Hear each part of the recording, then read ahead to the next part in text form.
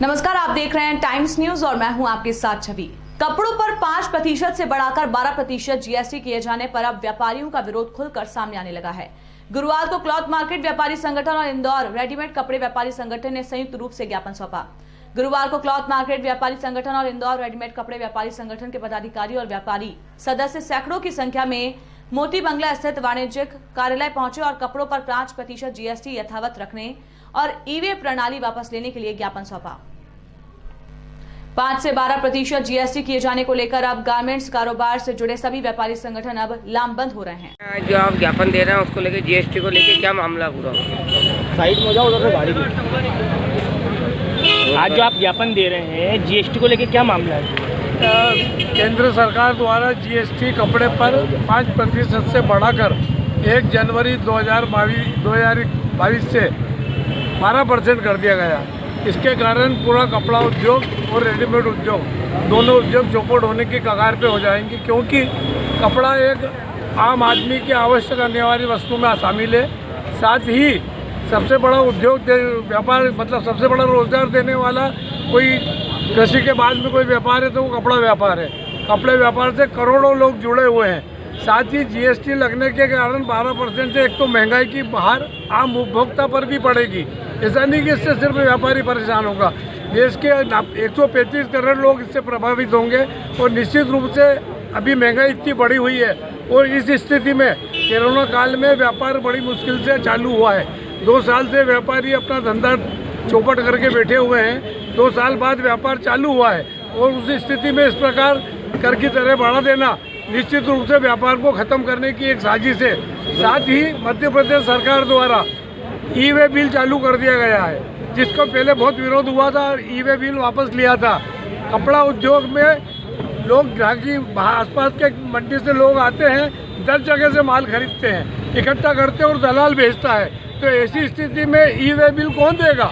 ये प्रैक्टिकल व्यवहारिक परेशानियाँ बहुत सारी व्यापारी को आने वाली है। इस कारण से हम आज ज्ञापन देने आए हैं। मार्केट के समस्त व्यापारी इकट्ठे हो रहे हैं और पूरे मध्य प्रदेश में और पूरे देश में जीएसटी का आंदोलन चल रहा है और ई-वे बिल का आंदोलन पूरे मध्य प्रदेश में चल रहा है। उसी कड़ी में आज हम ज्ञापन देने आए हैं। आपका नाम बताइए। हंसराज जैन, अध्यक्ष क्लॉथ मार्केट मर्चेंडाइज। जिस प्रकार से पिछले 50 वर्षों तक कपड़े के ऊपर किसी प्रकार का टैक्स कोई सरकार ने नहीं लगाया था, सिर्फ 1% एंट्री टैक्स राज्य सरकार का हुआ करता था। पिछले करीब 15 वर्षों से 2017 से कपड़े के ऊपर जीएसटी 5% लागू किया गया था और हम सब व्यापारियों को यह सूचित किया गया था कि सभी लोग इस टैक्स के अंतर्गत आ रहे हैं, इसलिए कपड़े पे भी एक जो सबसे कम स्लैब थी 5% वो कपड़े पे लागू किया गया था।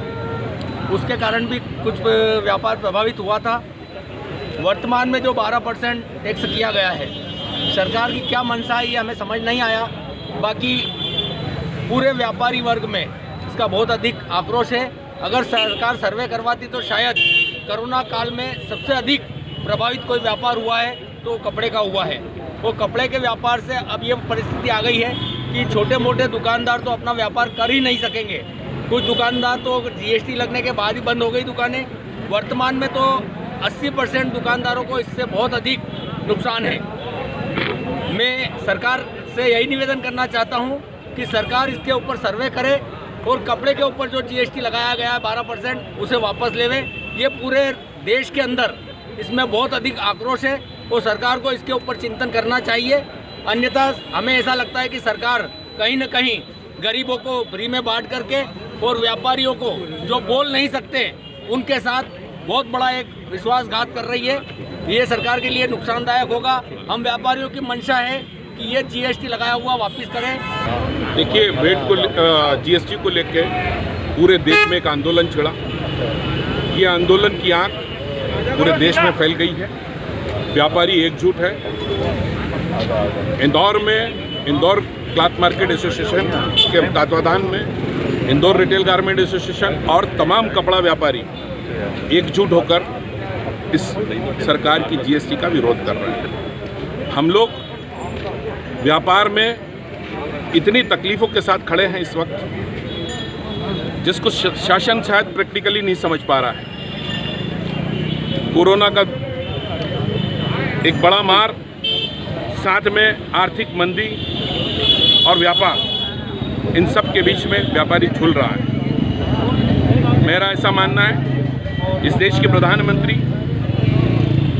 और वित्त मंत्री शायद इस बात को समझें, वो भी इसी वर्ग के जीवन को अंतर से देखते आए हैं। आखिरकार व्यापारी अगर जिंदा रहेगा तो देश में आर्थिक खजाना भरता रहेगा।